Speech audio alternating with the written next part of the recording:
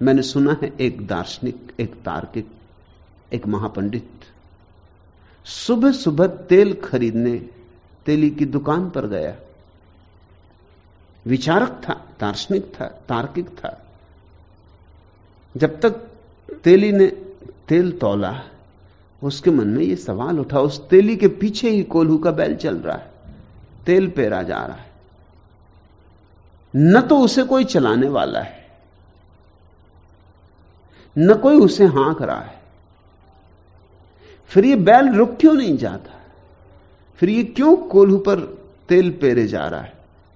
जिज्ञासा उठी। उसने तेली से पूछा कि भाई मेरे, ये राज मुझे समझाओ। न कोई हाँकता, न कोई कोल्हू को बैल के पीछे पड़ा है, ये दिन रात चलते ही रहता, रुकता भी नहीं। उस तेली ने कहा, जरा गौर से देखो। उपाय किया गया है, उसकी आंख पर पट्टियां बंधी, जैसे तांगे में चलने वाले घोड़े की आंख पर पट्टियां बांध देते ताकि उसे सिर्फ सामने दिखाई पड़े, इधर उधर दिखाई पड़े तो झंझट हो। रास्ते के किनारे घास उगा है तो वो घास की तरफ जाने लगे, इस रास्ते की तरफ नदी की धार बह रही तो वो पानी पीने जाने लगे। उसे कहीं कुछ नहीं दिखाई पड़ता, उसे सिर्फ सामने रास्ता दिखाई पड़ता है। कोल्हू के बैल पे पट्टियां, आंख पर पट्टियां बांधी हुई हैं। उस तेली ने कहा, विचारक तो विचारक, उसने कहा वो तो मैंने देखा कि उसकी वजह से उसे पता नहीं चलता कि गोल गोल घूम रहा है। ऐसे ही आदमी की आंख पे पट्टियां हैं, संस्कारों की, सभ्यताओं की, संप्रदायों की, सिद्धांतों की, शास्त्रों की। बचपन से ही हम पट्टियां बांधनी शुरू कर देते।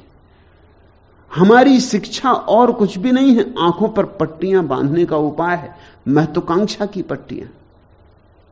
कुछ होके मरना, जैसे कोई कभी कुछ होके यहां मरा है। प्रधानमंत्री बन के मरना, जैसे कि प्रधानमंत्री बन के मरोगे तो मौत कुछ तुम्हारे साथ भिन्न व्यवहार करेगी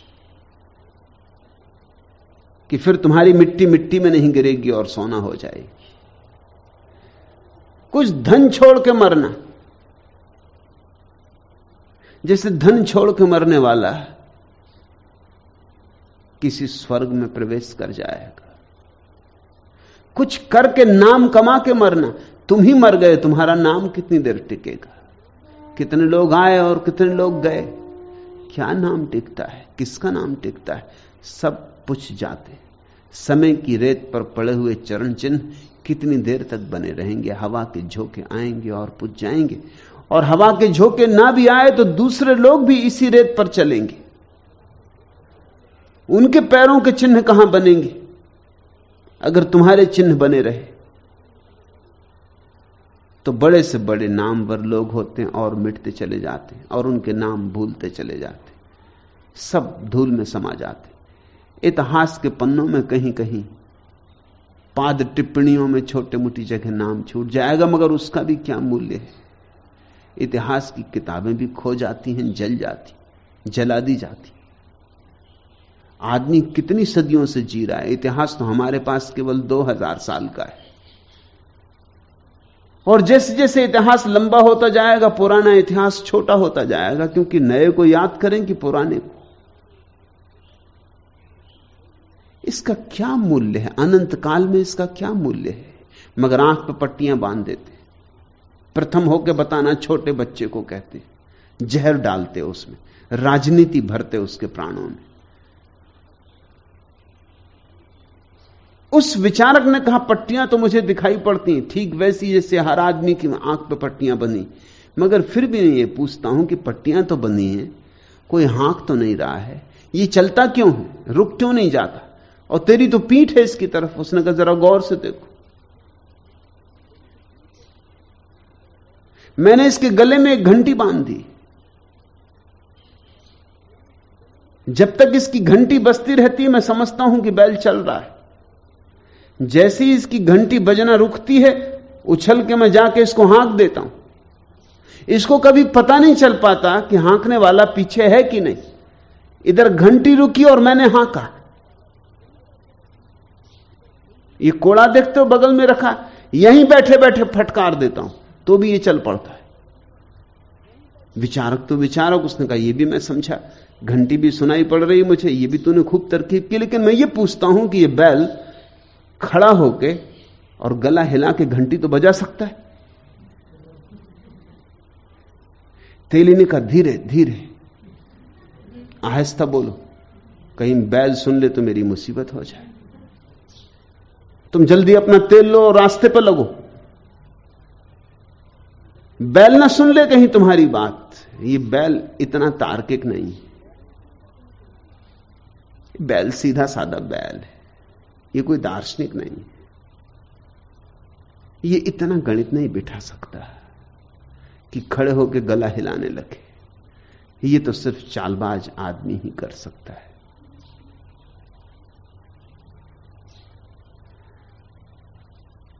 साधारण आदमी तो कोल्हू का बैल है, चलता जाता है, उसकी आंखों पर पट्टियां बंधी, उसे ठीक ठीक दिखाई नहीं पड़ता कि गोल घेरे में चल रहा, नहीं तो रुक जाए। तुम वही करते हो सुबह रोज, वही दोपहर, वही सांझ, वही रात, जो तुम सदा करते रहे हो। तुम्हें कभी ख्याल में आया कि तुम एक वर्तुल में घूम रहे हो? वही क्रोध, वही काम, वही लोभ, वही मोह, वही अहंकार। तुम्हारे सुख और तुम्हारे दुख सब पुराने, वही तो तुम कितनी बार कर चुके हो, और उन्हीं की तुम फिर मांग करते हो। फिर तुम गोल वर्तुल में घूम रहे हो और सोचते हो तुम्हारी जिंदगी यात्रा है। जरा एक वर्ष का अपना हिसाब तो लगाओ, जरा डायरी तो लिखनी शुरू करो कि मैं रोज रोज क्या करता हूं, और 4-6 महीने में तुम खुद ही चकित हो जाओगे, ये जिंदगी तो कोल्हू के बैल की जिंदगी, ये तो मैं रोज ही रोज करता हूं। वही झगड़ा, वही फसाद, फिर वही दोस्ती, फिर वही दुश्मनी। तुम्हारे संबंध, तुम्हारा जीवन, तुम्हारे रंग ढंग सब वर्तुलाकार है। इसलिए तुम्हारी जिंदगी में कोई निष्कर्ष आने वाला नहीं, तुम कहीं पहुंचोगे नहीं, तुम चलते चलते मर जाओगे और फिर किसी गर्भ में पैदा होकर चलने लगोगे। इसलिए हमने इस वर्तुलाकार चक्कर का ही नाम संसार दिया है। संसार शब्द का अर्थ होता है चाक, जो चाक की तरह घूमता रहे। तुम्हारी जिंदगी एक चाक की तरह घूम रही। इसलिए ज्ञानी पूछते हैं इस आवागमन से छुटकारा कैसे हो, इस चाक से हमारा छुटकारा कैसे हो। ये जो संसार का चक्कर है जिसमें हम उलझ गए हैं, इसको हम कैसे छोड़ें। कठिनाई तो तब शुरू होती जब तुम्हारी जिंदगी में थोड़ी सी झलक मिलती राह की, आंख तुम्हारी थोड़ी सी खुलती, तुम्हारी पट्टी थोड़ी सी सरकती है आंख पे बंधी, तुम में थोड़ा होश आता है, क्योंकि तुम्हारे गले में भी घंटियां बंधी हैं और घंटियां बजती रहती। तुमने कभी ख्याल नहीं किया होगा, तुम्हारे गले में भी घंटियां बंधी। जरा ही घंटी बजनी बंद हुई कि कोई कोड़ा फटकारता है। समझो कि तुम 1 महीना बीत गया और पहली तारीख को घर तनख्वाह लेके ना आए, पत्नी ने कोड़ा फटकार, वो घंटी है, वो गले में बंधी कि बजाई नहीं तुमने, क्या मामला है, तनख्वाह कहां है।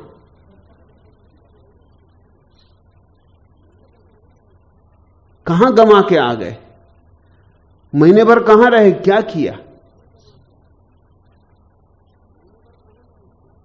तुम्हारे गले में भी घंटियां बंधी हैं। अगर तुम जरा ऐसा वैसा किए, समाज की धारणा के प्रतिकूल किए कि बस कोड़ा किसी ने फटकारा, किसी ने तुम्हें मुसीबत में डाला। मेरे पास लोग आते हैं, वो कहते हैं सन्यास तो लेने की बड़ी आतुरता है, मगर गैरिक वस्त्र पहन के गांव में जाएंगे तो बड़ी मुसीबत होगी। मुसीबत क्या होगी? लोग कोड़े फटकारेंगे, लोग कहेंगे ये तुम्हें क्या हो गया। लोग चाहते हैं तुम ठीक वैसे रहो जैसे वे हैं, जरा भी भिन्न नहीं। तुम जरा ही भिन्न हुए कि वे सब बेचैन हो जाते। उनकी बेचैनी का कारण क्या है?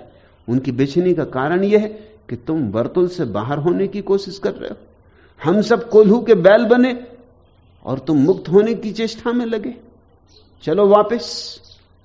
उनकी बर्दाश्त के बाहर हो जाता है।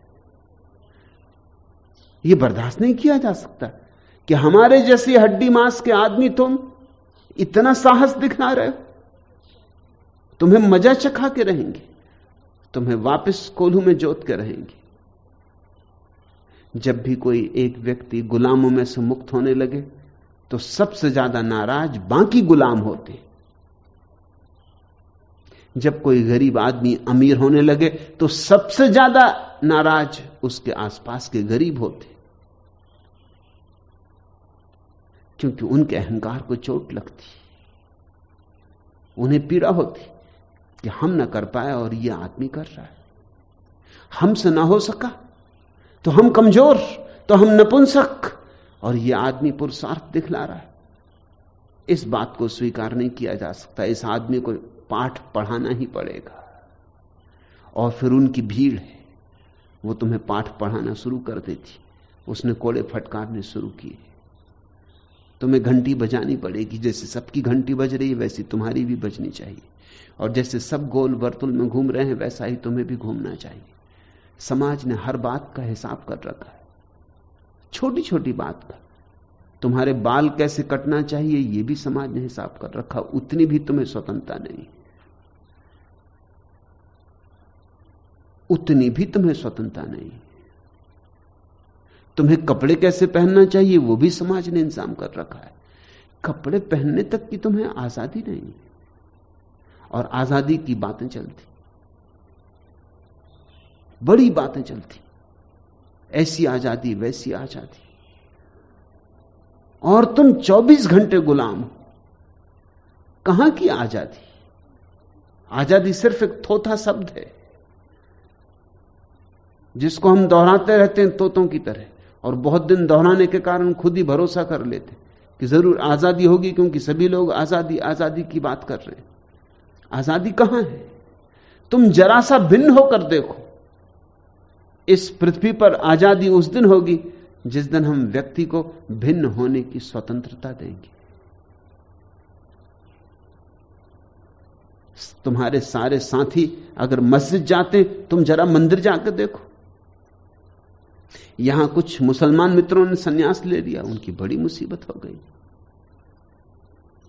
बाकी मुसलमान उनको मार डालने की धमकी देते, जिंदा ना रहने देंगे, तुम काफिर हो गए। उन्होंने कुछ बुरा नहीं किया है, किसी की हत्या नहीं की है, किसी की चोरी नहीं की है, किसी को धोखा नहीं दिया है, सिर्फ सन्यास लिया है। और सन्यास लेने से ना कोई हिंदू होता, ना कोई मुसलमान होता, ना कोई ईसाई होता। सन्यास से तो सिर्फ उन्होंने एक दृढ़ किया है निश्चय अपने मन में कि उन्मुनी मुद्रा को धारेंगे, ध्यान में प्रवेश करेंगे। उससे किसी का नुकसान नहीं हो रहा है।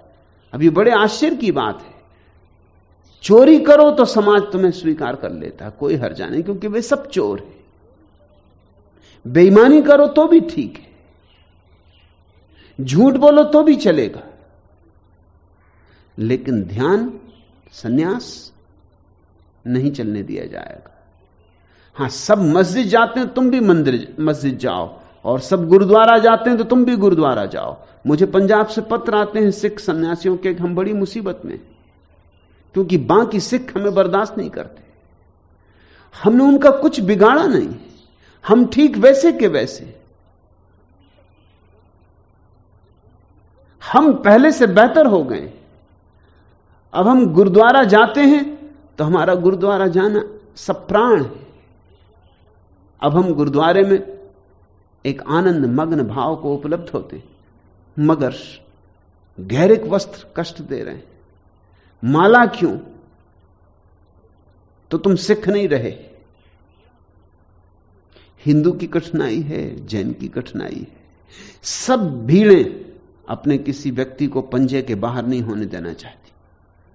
तुम पंजे के बाहर हुए कि अड़चन शुरू हुई, भीड़ तुम्हें घेर लेगी कि वापस लौटो। जैसे हम सब हैं वैसे ही रहो। छोटी छोटी बात पर नियम है। बाल कितने काटो, कैसे काटो, कपड़े कैसे पहनो, कैसे उठो बैठो।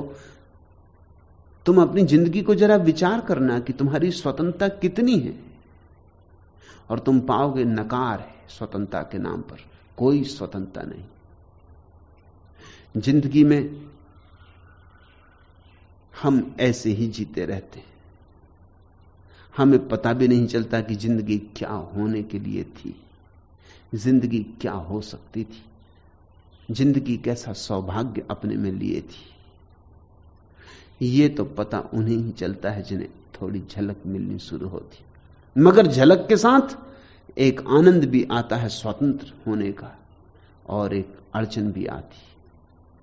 एक आनंद भी आता है कि प्रभु के निकट होने लगे, और एक महत पीड़ा भी आती कि अब बूंद से मन नहीं भरता।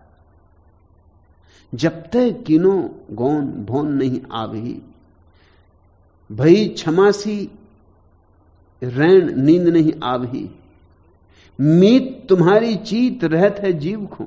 अब एक ही चिंता लगी है, एक ही चित्त में सतत धार लगी है, एक ही स्मरण, एक ही ध्यान प्यारे का, मीत का, मित्र का। मीत तुम्हारी चीत रहत है जीव को, बस तुम्हारे में ही ध्यान लगा है। और मिलो, और मिलो, पूरे मिलो। जब तक तुम्हें परमात्मा की कोई किरण नहीं मिली, तब तक तुम अपनी अमावस की रात में भी चले जा रहे हो, तुम्हें बोध भी नहीं है। किरण मिलेगी, प्रभात की पहली किरण, तब तुम्हें याद पड़ेगा कि कैसे अंधेरे में जिए। और अब प्रकाश की बड़ी आकांक्षा जगेगी, अभिप्सा जगेगी। इसलिए लोग सत्संग में आने से डरते, भयभीत होते। भय क्या है? भय यही है कि कहीं कोई किरण ना दिखाई पड़ जाए, अन्यथा फिर हम कैसे जिएंगे। फिर किरण की तलाश शुरू करनी पड़ेगी। हरिहां वाजिद वो दिन कैसो होई, मिलो हरि पीव को। अब तो बस एक ही गूंज उठती रहती कि वह दिन कैसा होगा, वह दिन कब होगा जब पूरा का पूरा मिलन हो जाएगा। जरा सी झलक दे गए थे, जरा सा झोंका खुला था, जरा सी हवा आई थी तुम्हारी, और ऐसे आनंद मग्न कर गई।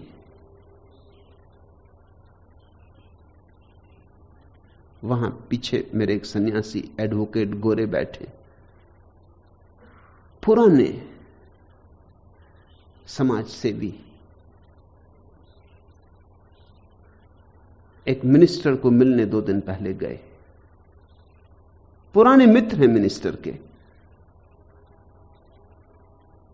मिनिस्टर ने पूछा कि आपको सन्यास लेने से क्या मिला,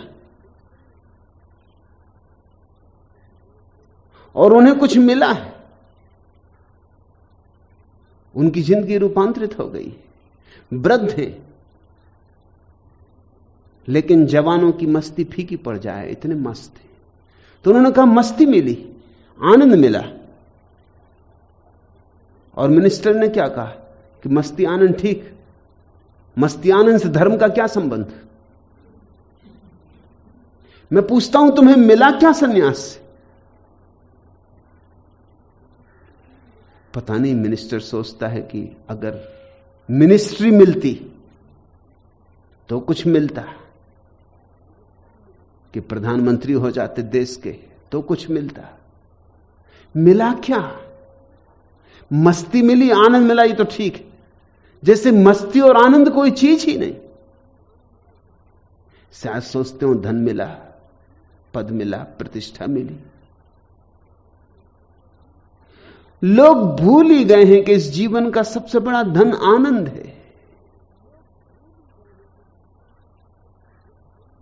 और उन्होंने कहा कि आनंद का धर्म से क्या संबंध, मस्ती का क्या संबंध, ये कोई धर्म? धर्म का किस बात से संबंध है? रामायण पढ़ लेने से, गीता दोहरा लेने से? अगर रामायण पढ़ लेने से धर्म का संबंध है तो फिर तोते भी धार्मिक हो जाएंगे। रामायण से संबंध नहीं है धर्म का, और अगर रामायण से कभी संबंध जुड़ता है धर्म का तो तभी जुड़ता है जब रामायण पढ़ने से किसी को मस्ती मिलती। तुलसीदास का वचन है, स्वांता सुखाय रघुनाथ गाथा। जब भीतर सुख का झरना फूट पड़ता है, स्वांता सुखाय,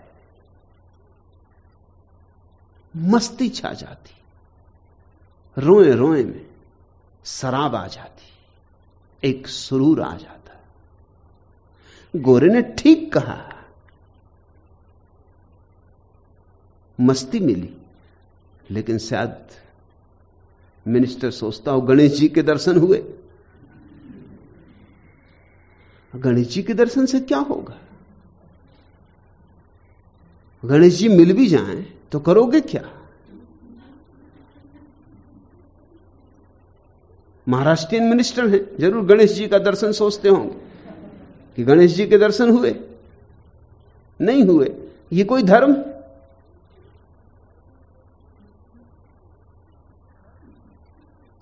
स्वर्ग में कोई सीट रिजर्व हुई? नहीं हुई। ये कोई धर्म है? कोल्हू के बैल,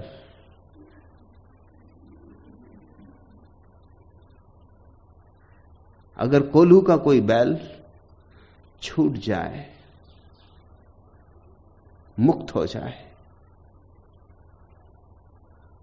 जंगल का सौंदर्य मिल जाए उसे, मस्त होकर नाचे जंगलों में, स्वतंत्रता से आचरण करे, विचरण करे, और फिर लौट आए कोल्हू के बैलों से पास, तो वो पूछेंगे मिला क्या? घास मिलता है, घंटी बजती, सोने की घंटी मिली, अच्छा मालिक मिला, मिला क्या? और वो अगर बैल कहे मस्ती मिली, स्वतंत्रता मिली, आनंद मिला, तो कोल्हू के बैल कहेंगे इससे क्या मतलब, इसका करोगे क्या? घंटी कहां है सोने की? कोई मालिक मिला ऐसा गणेश जी जैसा? पाया क्या है तुमने? अंधे लोगों की अंधी दुनिया है। अगर तुम्हें परमात्मा भी मिल जाए तो भी वे परमात्मा से राजी ना होंगे। वे तुमसे कुछ अंधेरे की बात पूछेंगे, वे तुमसे कुछ पूछेंगे जिसको वे संपदा समझते हैं, वह मिला कि नहीं मिला। इस कारण इस देश की सरकार मुझे धार्मिक मानने को राजी नहीं, और यहां जो घट रहा है यह धर्म नहीं, क्योंकि मस्ती, आनंद, यह कैसा धर्म? धर्म के नाम पर तो लोगों की मस्ती खो जाती, वे उदास हो जाते, जराजीर्ण हो जाते, सूख जाते, मुस्कुराहट उनकी विलीन हो जाती, जीवन का नृत्य सदा के लिए उनका साथ छोड़ देता है। जब वो मुर्दों की भांति बैठ जाते हैं तब लोग उनको कहते हैं ये धार्मिक व्यक्ति।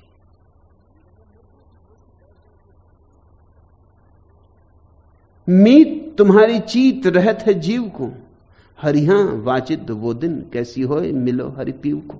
वह दिन बड़ी मस्ती का दिन होगा, वह दिन बड़े आनंद का दिन होगा। गोरे ने ठीक कहा। कहिए सुनिए राम और नहीं चित्त रे, कहता हूं तो राम, सुनता हूं तो राम, और नहीं चित्त रे, और कहीं मेरा ध्यान नहीं जाता। हरि चरणन को ध्यान सुधरिए नित्य रे। और तुमसे भी मैं यही कहता हूं, वाजिद कहते कि बस हरि के चरणों में ही चित्त को लगा दो, नित्य हरि के चरणों में लगा दो। जीव विलंबिया पीव दुहाई राम की। और वाजिद कहते हैं मैं तो रम गया राम में। लेकिन यह भक्तों की सदा की घोषणा रही, दुहाई राम की। इसमें मेरी कोई पात्रता नहीं, इसमें मेरा कोई गुण नहीं, दुहाई राम की, राम की कृपा। मैं तो अपात्र था, मुझे छुआ और पात्र बना दिया। मैं तो मिट्टी था, मुझे देखा और अमृत कर दिया। मैं तो लोहा था, आए पारस पत्थर की तरह, दिया दरस परस, हो गया स्वर्ण। दुहाई राम की। भक्त कभी क्षण भर को भी यह ख्याल नहीं लाता कि मेरे कारण जीवन में कुछ हो रहा है या हो सकता है। जो होता है उसकी अनुकंपा से होता है, उसकी अनुकंपा अपार है। मेरी अपात्रता अपार है, उसकी अनुकंपा अपार है। मेरा अंधेरा भयंकर है, मगर उसकी रोशनी कैसे भी अंधेरे को तोड़ने में समर्थ है। जीव विलंबिया पीव दुहाई राम की। मैं अगर प्यारे में रम गया हूं तो दुहाई राम की। हरिहां सुख संपत्ति वाजिद कहो किस काम की। और अब न सुख में कोई मूल्य है, न संपत्ति में कोई मूल्य है। अब वे सारे सुख और संपत्तियां आंखों की पट्टियां और गले की घंटियां हो गए।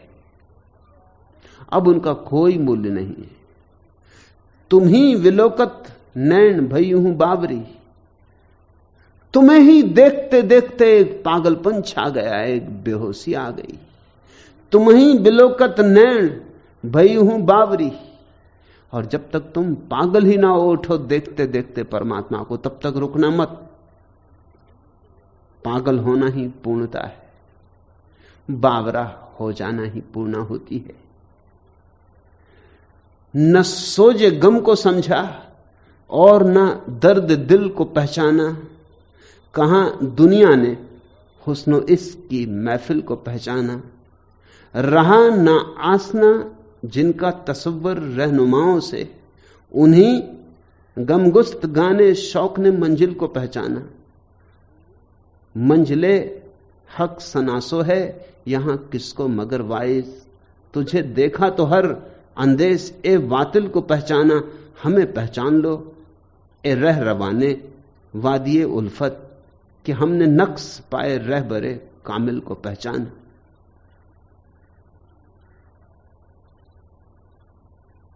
जिसने भक्त की पीड़ा को नहीं समझा, जिसने भक्त के रुदन को नहीं समझा, जिसने प्रेम की जलन को नहीं समझा, आग को नहीं समझा, उसने कुछ भी नहीं समझा। न सोज गम को समझा और न दर्द दिल को पहचाना। कहां दुनिया ने हुस्न इसकी महफिल को पहचाना। ये भक्त की दुनिया तो हुस्न की और इश्क की दुनिया है। हुस्न यानी उस प्यारे का सौंदर्य, और इश्क यानी भक्त के हृदय में जलती हुई आग। न सोज गम को समझा, न दर्द दिल को पहचाना। कहां दुनिया ने हुस्न और इश्क की महफिल को पहचाना। इसलिए दुनिया हुस्न और इश्क की महफिल को नहीं पहचान पाती। तुम भी हुस्न और इश्क की महफिल में बैठे हो, दुनिया तुम्हें नहीं पहचान पाएगी। मैं यहां दीवाने पैदा कर रहा हूं, दुनिया तुम्हें नहीं पहचान पाएगी। रहा ना आसना जिनका तसव्वुर रहनुमाओं से, उन्हीं गमगुस्त गाने शौक ने मंजिल को पहचाना। वे ही लोग पहुंचे हैं मंजिल तक जो दीवाने हैं, पागल हैं। इतने पागल हैं कि शास्त्र भी छोड़ दिए उन्होंने, शास्ता भी छोड़ दिए उन्होंने, पथ प्रदर्शकों की भी ना सुनी, चल पड़े अपने प्रेम की ज्योति से, अपने प्रेम की आग से ही चल पड़े। रहा ना आसना जिनका तसव्वुर रहनुमाओं से, नेताओं के पीछे जो नहीं चले, रहनुमाओं के पीछे जो नहीं चले, जो अपरिचित ही रहे नेताओं से। रहा ना आसना जिनका तसव्वुर रहनुमाओं से, उन्हीं गमगुस्त गाने शौक ने मंजिल को पहचाना। उन्हीं भूले भटके प्रेमियों ने, उन्हीं पागलों ने मंजिल को पहचाना है। वे ही मंजिल तक पहुंचे। मंजिले हक सनासो है यहां किसको मगर वाइज। तुझे देखा तो हर अंदेश ए बातिल को पहचाना। और अगर तुम देखोगे तथाकथित त्यागियों, साधु, सन्यासियों को, तो ज्यादा से ज्यादा तुम्हें जो दिखाई पड़ेगा वो इतना ही दिखाई पड़ेगा, हिसाब किताब, गणित, होशियारी, चालाकी, सौदा, दुकानदारी। जिनको तुम तथाकथित रूप से त्यागी और महात्मा समझते हो, वो अगर त्याग भी कर रहे हैं तो एक सौदे की तरह। परमात्मा से कुछ पाना है तो स्वभावतः उसकी कीमत चुका रहे हैं, अपने को पात्र बना रहे हैं। तुझे देखा तो हर अंदेश ए बातिल को पहचाना। हमें पहचान लो ये रह रवाने वादिये उल्फत। प्रेमी कहते हैं पहचानना हो तो हमें पहचान लो, हमें देख लो, हमें पहचान लो ए रह रवाने वादिये उल्फत, कि हमने नक्श पाए रह बरे कामिल को पहचाना, कि हमने परमात्मा के चरण चिन्ह पहचाने। मगर वे चरण चिन्ह उन्हीं को दिखाई पड़ते जो पागल होने की क्षमता रखते हैं।